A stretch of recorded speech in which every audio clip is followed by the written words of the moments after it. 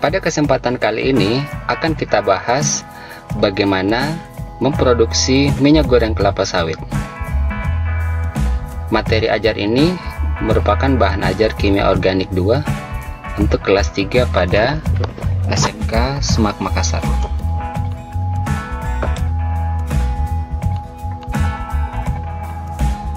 Tahapan memproduksi minyak goreng kelapa sawit itu diawali dengan yang pertama adalah tahapan panen sawit.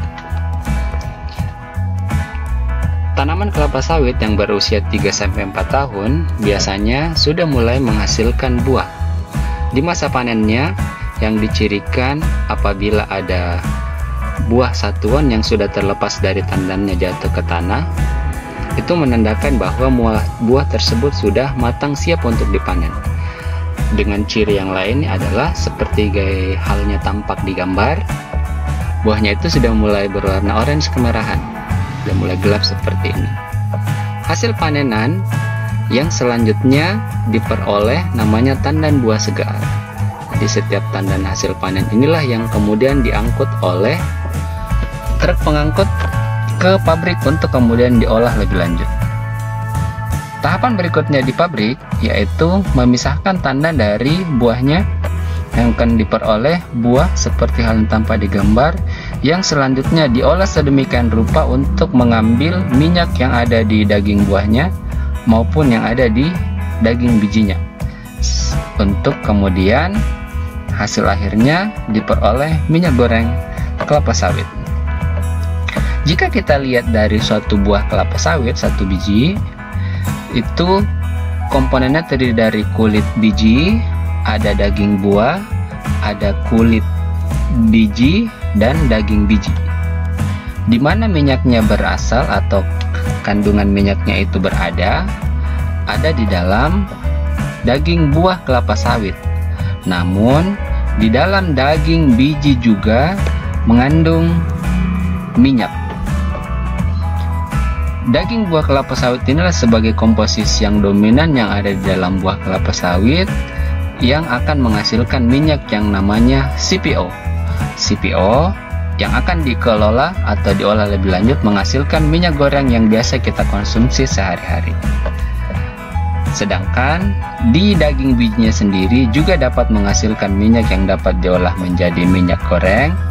Namun karena kandungannya yang kaya akan minyak asam lemak jenuh, maka dia cenderung padat.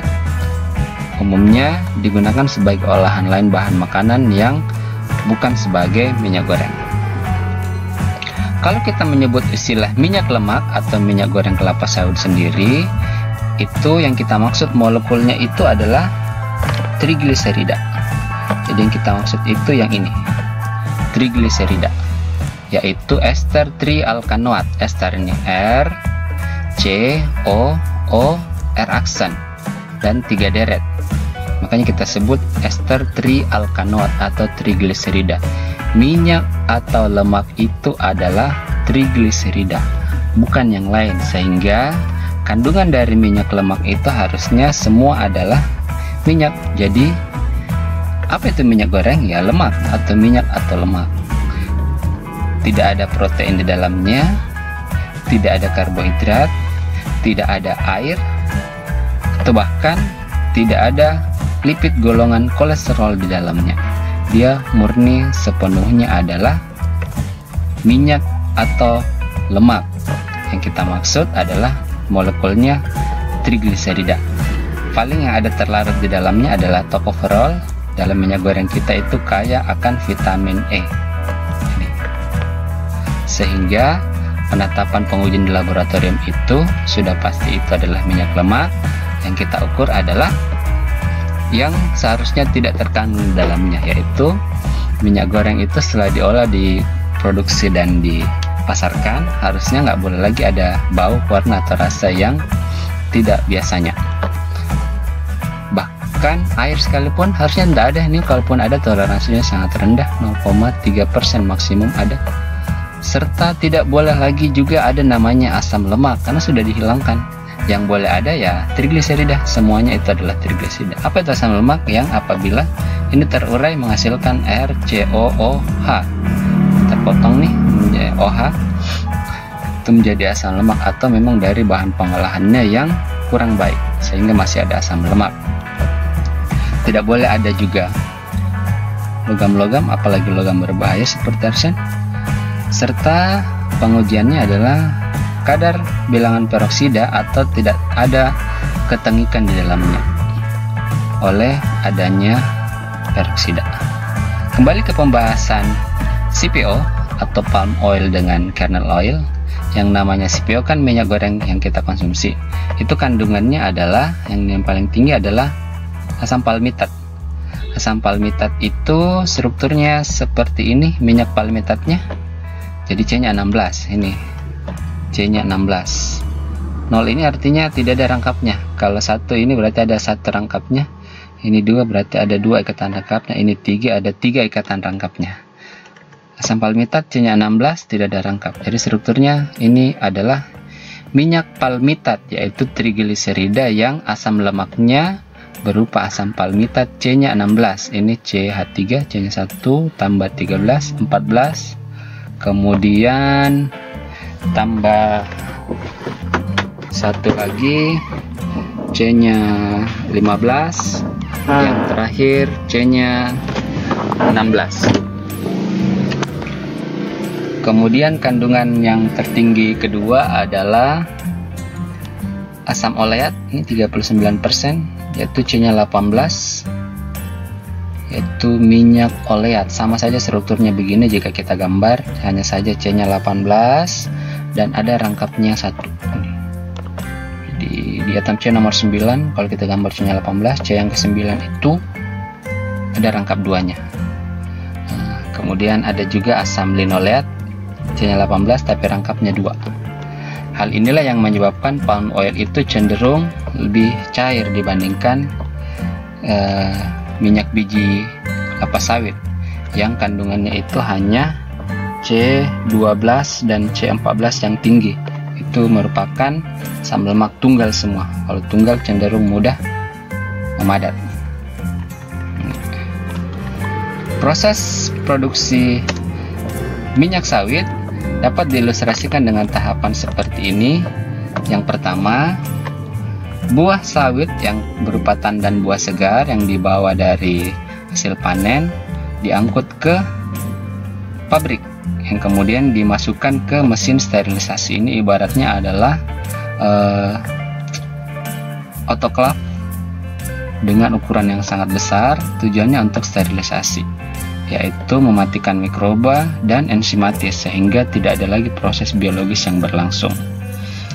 Hal yang berikutnya, tujuan sterilisasi ini juga selain itu, oleh adanya panas maka sebentar akan memudahkan proses perontokan untuk memudahkan pemisahan antara buahnya dengan tandannya. Hasil sterilisasi kemudian dialirkan melalui conveyor ke mesin pemisah, stripper atau kadang juga disebut mesin thresher, untuk memisahkan tandannya dengan buahnya. Tandannya sudah terpisah, yang kita ambil kemudian buahnya. Buahnya ini dimasukkan ke mesin digester untuk kemudian dipres. Hasil presnya akan mengeluarkan aliran cair yang inilah minyak atau lemaknya atau minyaknya. Sedangkan bagian sisanya, ampasnya itu berisi biji dengan serat. Biji bisa dipisahkan dari seratnya untuk kemudian diolah lebih lanjut, dipisahkan antara kulit bijinya dengan daging biji. Daging bijinya inilah kemudian yang diolah menghasilkan minyak biji. Sedangkan kulit biji dan serat hasil perasan di sini itu kemudian bisa dimanfaatkan untuk menghasilkan kompos atau bahkan cukup untuk sebagai bahan bakar di proses produksi di atas sumber panasnya. Kembali ke cairan yang dihasilkan hasil press yang merupakan minyak yang masih mengandung banyak pengotor, itu kemudian dialirkan ke mesin penyaring, sehingga padatan-padatannya bisa terpisah lalu ditampung ke tangki penampungan yang selanjutnya diolah sedemikian rupa untuk menghasilkan minyak yang sudah lebih jernih yang kita sebutnya sebagai CPO. CPO inilah adalah minyak dari daging buah kelapa sawit, sedangkan kernel oil ini adalah minyak biji buah kelapa sawit. Apakah CPO ini sudah minyak goreng kelapa sawit? Belum. Tahapan berikutnya adalah tahapan pemurnian. Minyak goreng kelapa sawit CPO yang sudah diperoleh dimurnikan lebih lanjut dengan cara filtrasi. Kemungkinan masih ada padatan-padatannya, kita bisa pisahkan dengan penyaringan. Tahapan yang lainnya disebut degamming, tahapan untuk memisahkan getah atau bahan-bahan misalnya protein. Dengan penambahan asam fosfat, kemudian akan mengendapkan getah serta protein dalam bentuk endapan fosfat. Karena sudah mengendap, maka bisa dipisahkan. Lalu cairannya lebih lanjut, yang minyak yang sudah lebih jernih, yang sudah lebih murni, dihilangkan asam lemaknya. Karena tadi kita harusnya sudah bebas asam lemak, dipisahkan atau dimurnikan dari asam lemak. Karena kan minyak itu trigliserida. Asam lemaknya kita keluarkan, tahapannya namanya deasidifikasi. Tahapan berikutnya adalah decolorization, pemucatan. Pemucatan biasanya digunakan bahan padat penyerap warna, absorben, yang kemudian akan memucatkan atau menghasilkan minyak goreng yang sudah lebih jernih. Apa yang diikat di sini adalah tokoferol yang sangat tinggi, yang CPO harusnya sangat gelap karena banyak vitamin E-nya. Tokoferolnya itu diserap oleh bahan penyerap sehingga menjadi lebih jernih.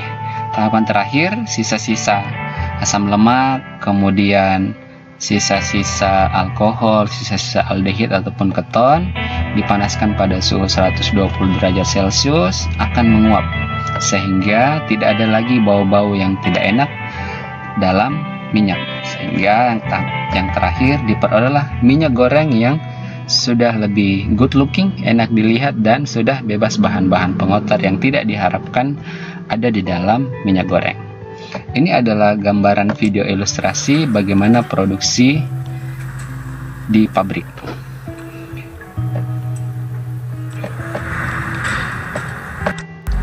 Mulai dari penyortiran buah sawit dari mobil, lalu kemudian dimasukkan ke penampung tandan sawit nih di lori. Lori inilah yang masuk ke dalam berikutnya kemana nih, sterilisasi di semacam autoclave skala besar. Disinilah disterilisasi. Selain itu, selain untuk mematikan mikroba, mengurangi airnya, juga berfungsi untuk memudahkan sebentar terpisah antara buah dengan tandannya.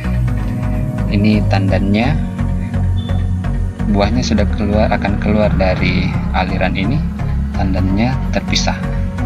Selanjutnya,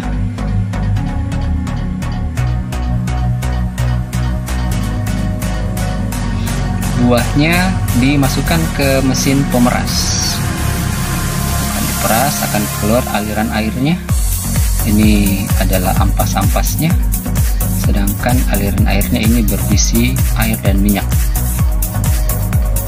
Hasil perasannya, disinilah minyaknya yang terkandung. Sisa ampasnya ini kan ada biji dengan serat, itu bisa dipisahkan. Bijinya sendiri diproses untuk dipecah agar hasil pemisahannya terpisah. Antara yang putih-putih ini, tampak putih-putih, itu adalah daging bijinya, sedangkan yang hitam-hitam ini adalah kulit biji atau cangkang. Nih, putih-putih inilah yang kemudian diolah untuk menghasilkan kernel oil. Sedangkan ini tahapan yang tadi, tandannya sudah nggak ada lagi buah di dalamnya. Ini ampas tandan. Jadi ampas maupun kulit biji tadi itu bisa dikeringkan untuk sebagai bahan bakar di proses produksi minyak goreng kelapa sawit ini.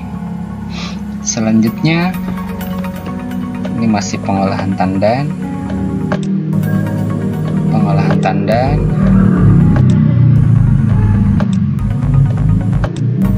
Ini kembali ke tadi, hasil peras minyaknya disaring, misalkan padatan-padatan yang masih ada. Selanjutnya dialirkan ke tangki penampungan dan hasil akhirnya akan diperoleh minyak goreng kelapa sawit. Mudah-mudahan bisa dipahami. Terima kasih. Assalamualaikum warahmatullahi wabarakatuh.